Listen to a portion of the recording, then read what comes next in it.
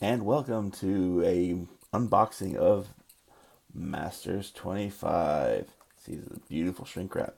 My phone only goes so far on my desk, so I think it's super crowded. But on the bright side, once I get all the stuff away from here, as you can hear the wrapping and the shredding and stuff. Ooh, these packs. You just pull those out here and get rid of the box. Nobody needs a box. That's just stuff to get rid of.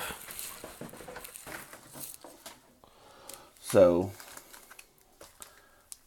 Masters 25 being a set of nostalgia, I figured it'd be fun to crack open a box and see what cool nostalgia we have going on here. And I've been playing for a long time. I remember Believing Hordes being a card that was cool, but I didn't understand it because it wasn't out. God's Willing's really new. Unearth, sick new art. I mean, not every card has a story, not every story needs to be told, but definitely there's a lot in here. Jackal Pup. I miss the old art a lot, but I remember that being an important card. Dead Guy Red decks when I first started playing Magic, back in the heyday. Oh, hey, Curse Catcher. We'll set that aside. There's some cards I don't understand why are in the set, like Sai of the Shinobi. I mean, it's for limited, but, whichever. And Niv Mizzet. Ooh, Goblin Warships. That's some really sweet art. That's why I have the flash on this phone, because I want to see the foils, the super shiny. Because to be perfectly honest, why else? So, try to make this as quick as possible, because nobody wants to watch me do. Oh, Diabolic Edict. Nice. I'm not sure I get this art.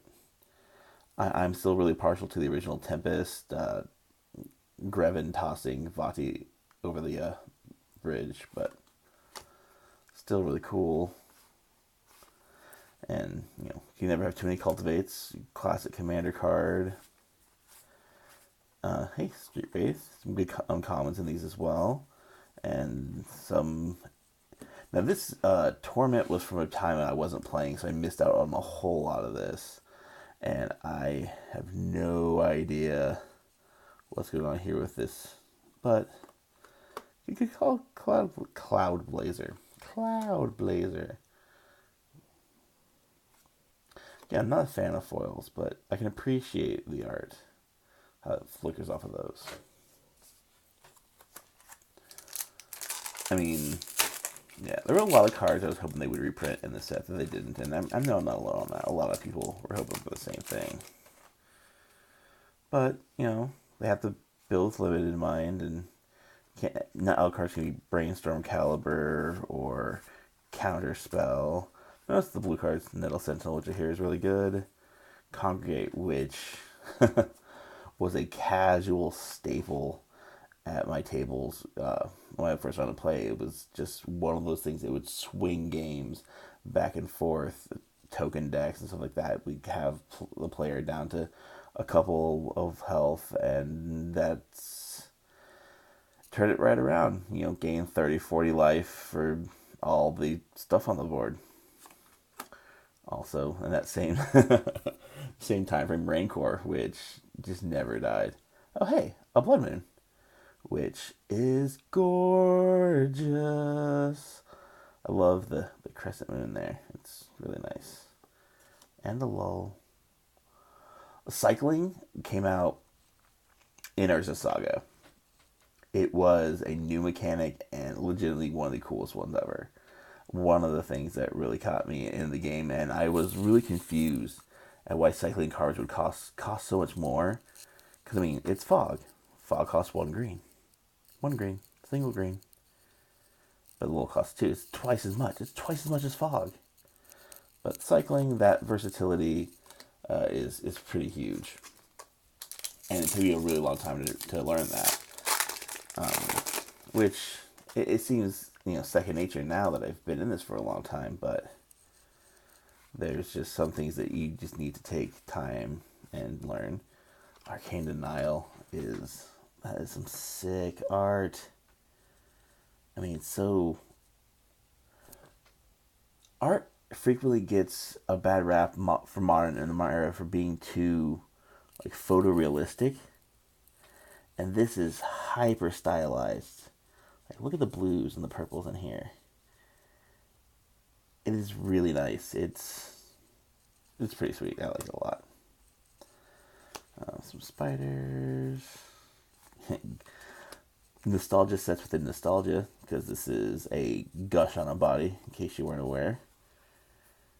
Some goblins, red elemental blast with, I love the art on these. If we come with the crops of blue one, I'll show you. The fingers are all sorts of different, and on the ones they mirror each other. Looter, Mystic Snake, and a Soul Bright Flamekin. There was a huge period of time I wasn't playing Magic, and I think it was after Invasion Block, and then right up until Zendikar. So a lot of the stuff in here, I mean, I've learned some stuff here and there, like Odyssey, missed it completely. But there are a bunch of really cool stuff, and you kind of learn stuff as you build stuff. Horseshoe Crab with Hermetic Study was like the combo when I was learning how to play. I mean, that wasn't obviously combo winter because those cards were expensive, and you couldn't afford those when you were in high school because you don't have money. You have to play with, ooh, hey, Prosh. I mean, you don't have Prosh because Prosh didn't exist yet, but you definitely have to play with what's available. And it was also nice that my friends and I were able to have different color affinities, so we'd be able to share things. Like, I was mostly blue and some white, which just seems weird for everybody who knows me now, because I'm definitely solidly blue-red. Like my buddy Lightning Bolt here. Nice. Oh, and a foil in her. Sick. Rishadan Port. I think I'm going to hold on to this for a Pirates deck, but I remember when this came out, and right before it started becoming really popular, my friends and I wouldn't understand why this was good. You're just tapping land instead of playing your own spells, but, you know, I don't care. It's great. It's a port, and there's ships right over there, and then the Mercadian like tower of stuff where they throw all the refuse off to the side. It's really awesome art. So yeah, I mean, like I said, there's so much nostalgia in this, even though I missed a lot. Let's see. Not so much. Like, the commons are pretty basic.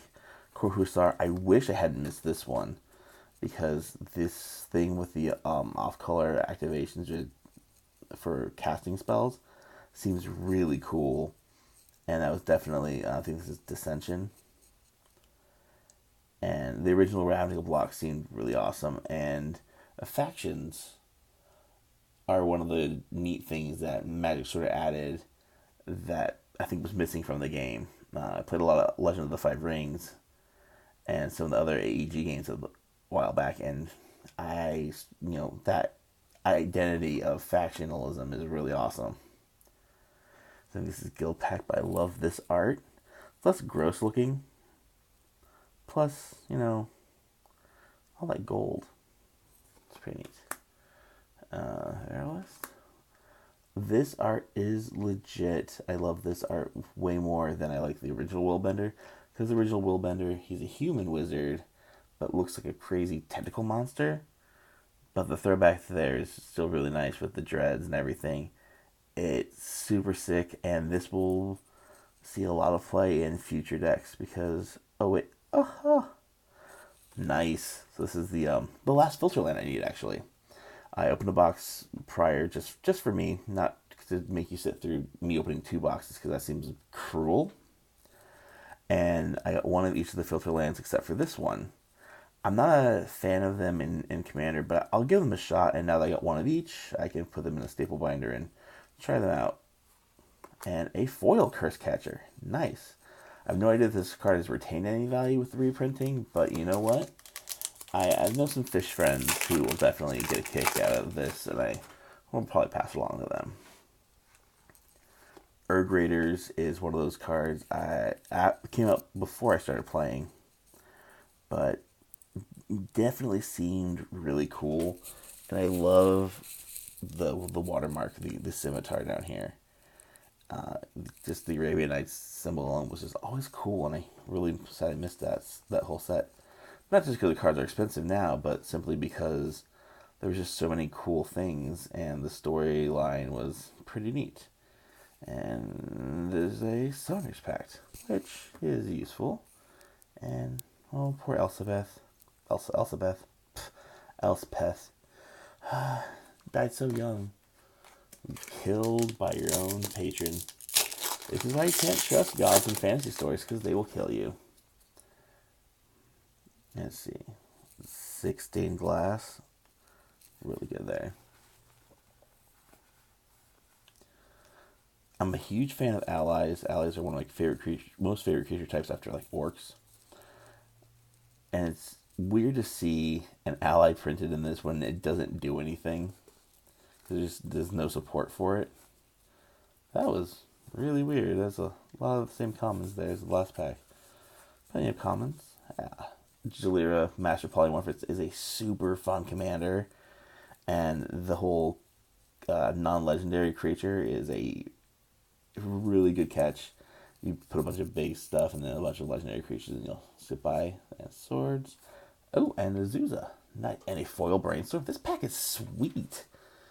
This pack is super sweet. Hello, Azusa. Hello, foil brainstorm. Look at all that lightning.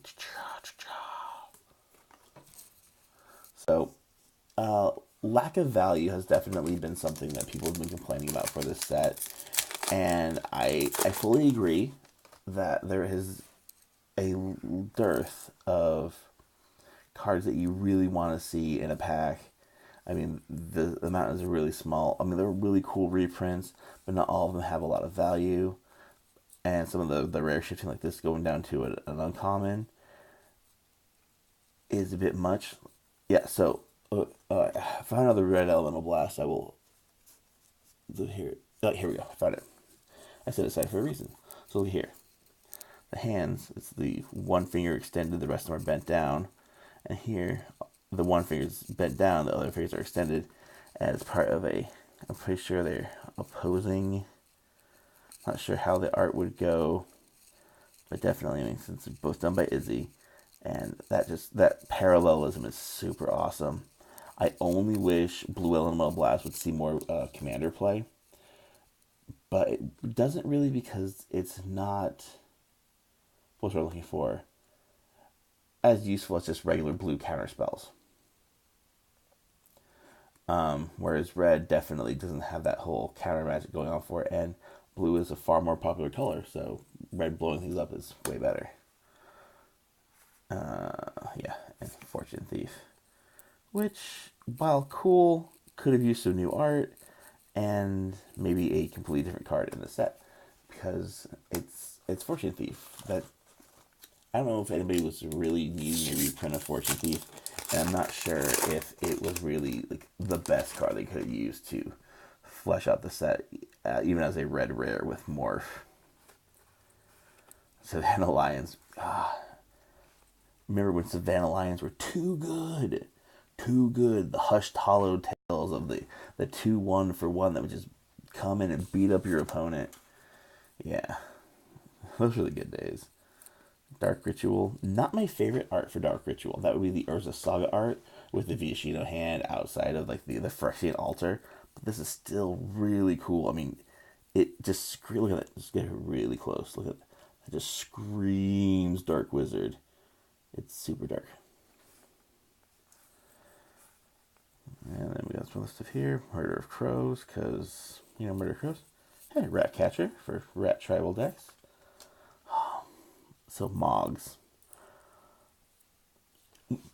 So, I like orcs, and I mentioned that a little bit earlier, and this reminds me that my biggest problem with goblins is not that they exist, I'm fine with goblins, but there's so many goblins in the history of Magic that probably should have been orcs, but they weren't because they wanted to streamline the things, or goblins were more popular, and it makes me so mad to this day that there aren't more orcs in Magic because goblins took all their cards.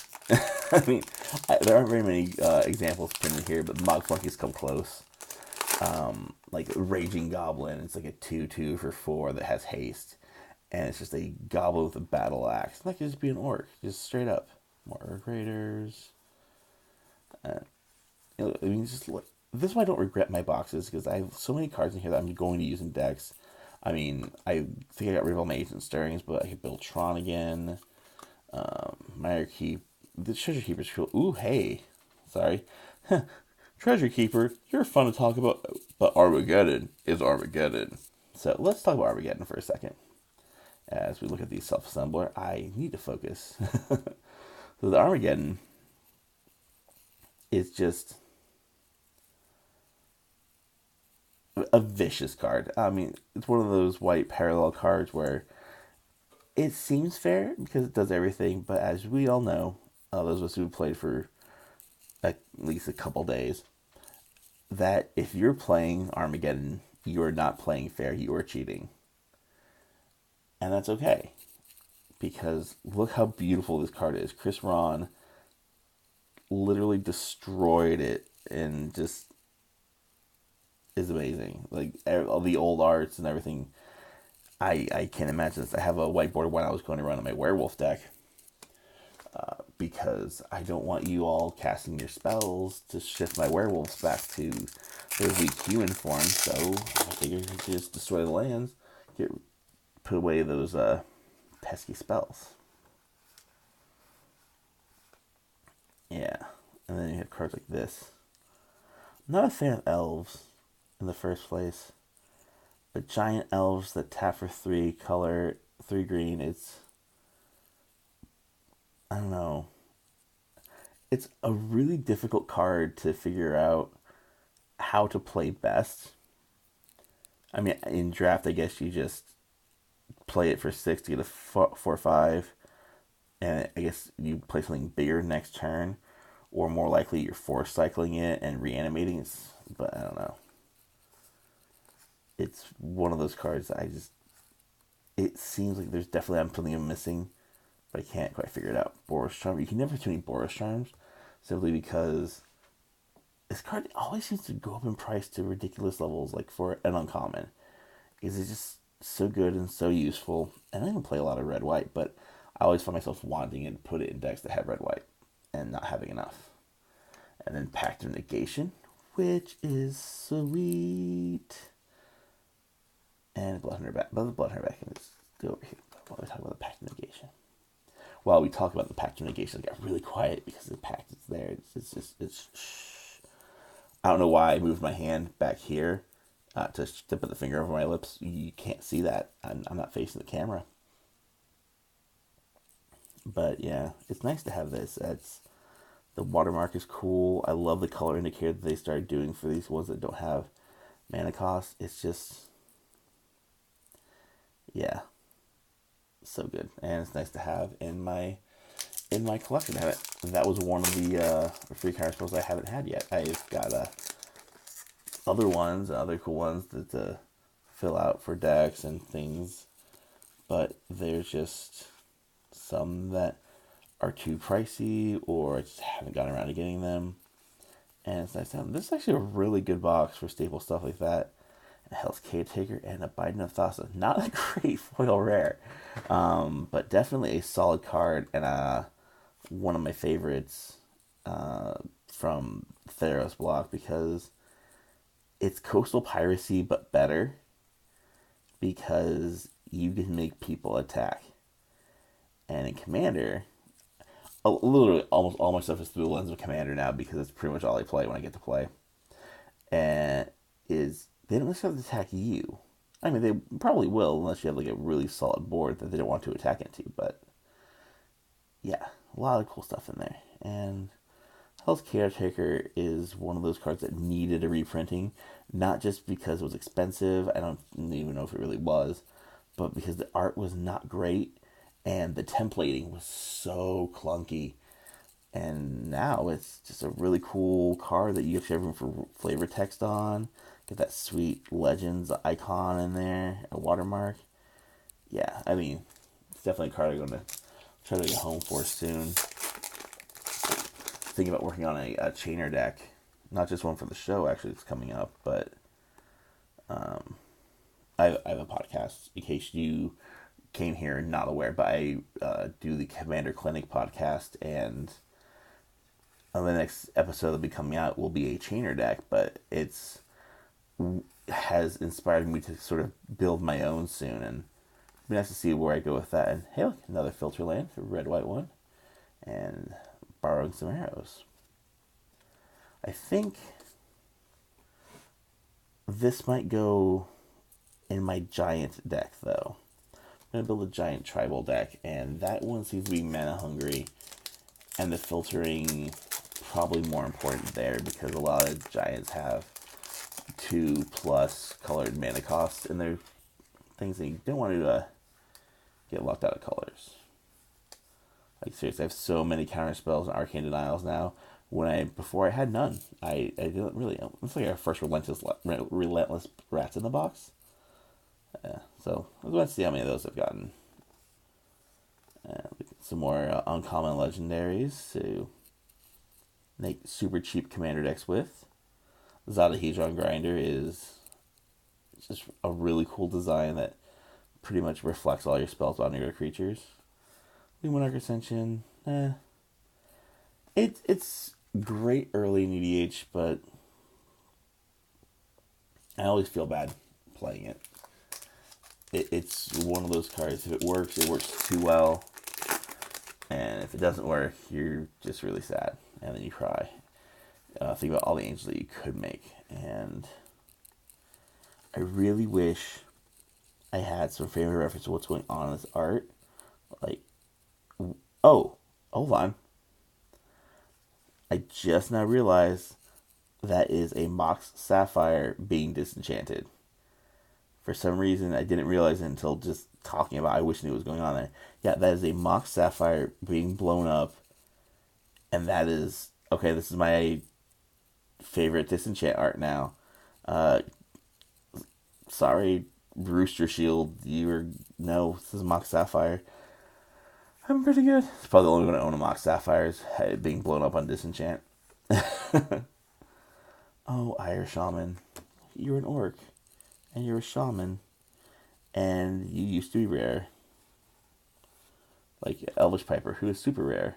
Oh, and foil Arcane Denial. Let's look at this in foil.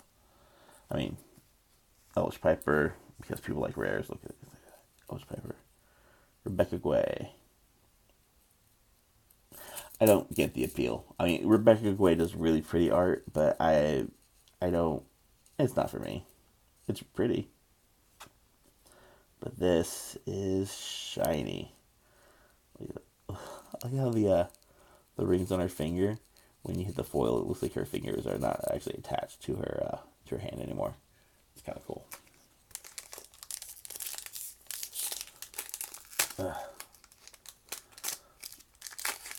That pack did not want to open. That's almost embarrassing. So... Let's go through the commons. Regrowth, nice. It's nice seeing ones that we haven't hit in the packs yet, because, well, something different. With that same art, I believe that's from one of the dual decks. And a Reform, nice. Oh, that's that Mox Sapphire in that foiling, which is super nice, actually. I can dig it.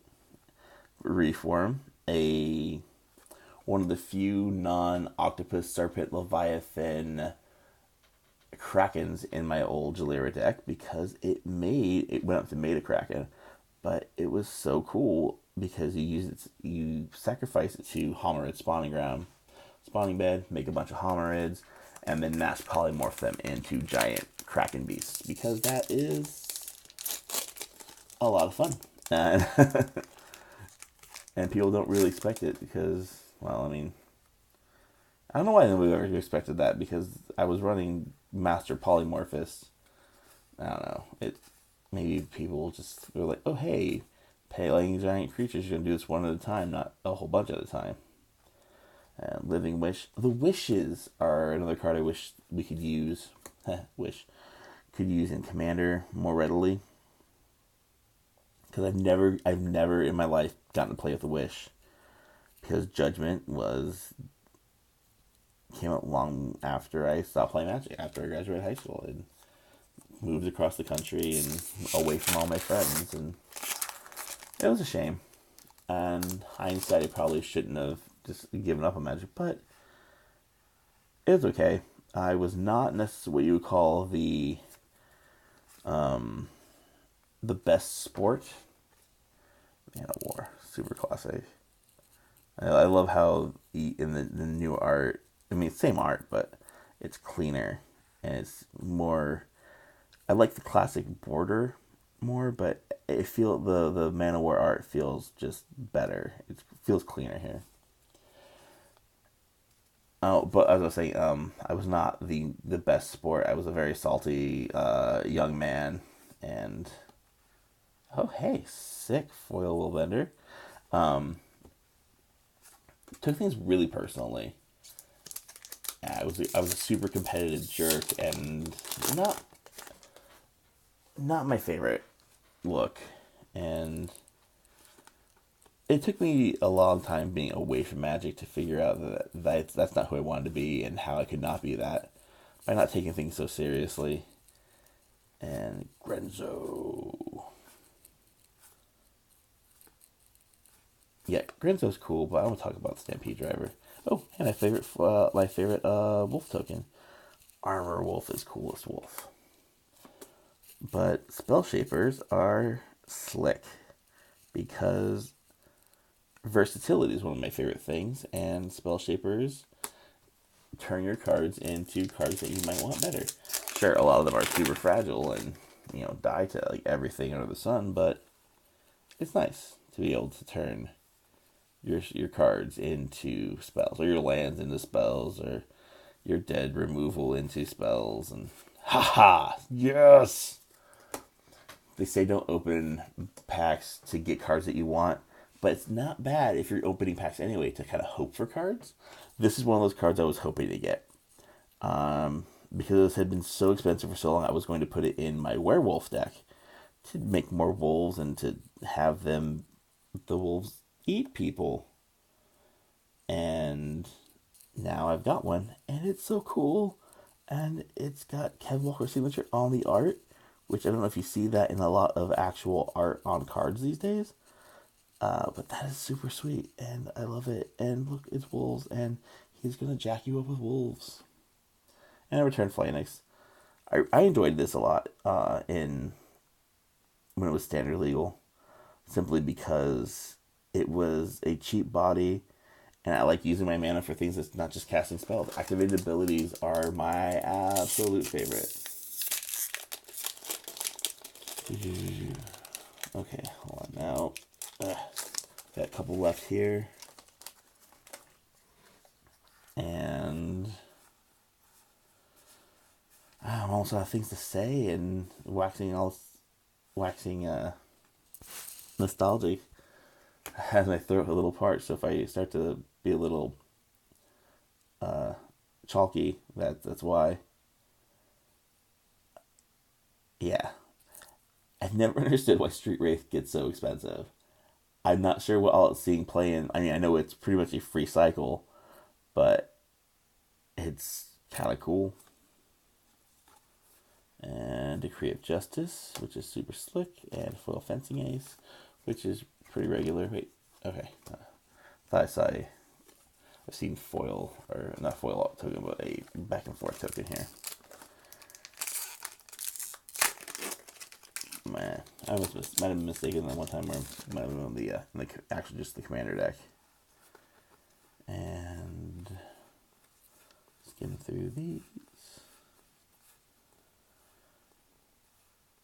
Yeah, Utopia Sprawl is another one of those I hear that's some money, but I can't fathom why. It's I mean, you have to specifically check it. Is it elves? Maybe. But it's really pretty. And I do like enchanting lands to make more mana. Haha, another card I was kind of hoping to come across because I haven't had one of these in a while. And it's one of the ones, it hasn't been really expensive, but a card that I just don't get around to purchasing because I don't think about it when I'm buying cards.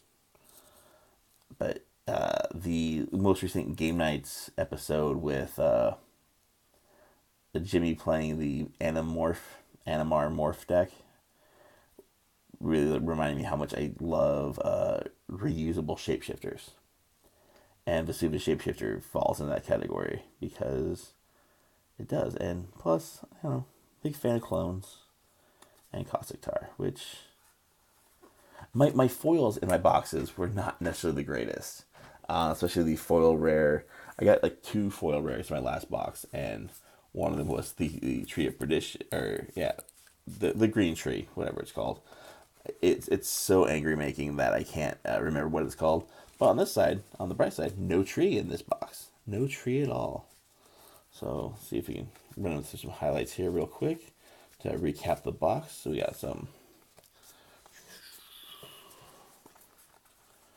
got a Master of the Wild Hunt,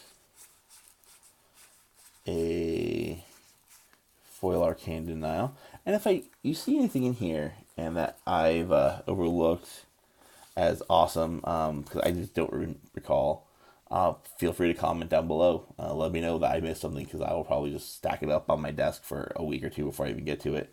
Rugged Prairie, Pact of Negation.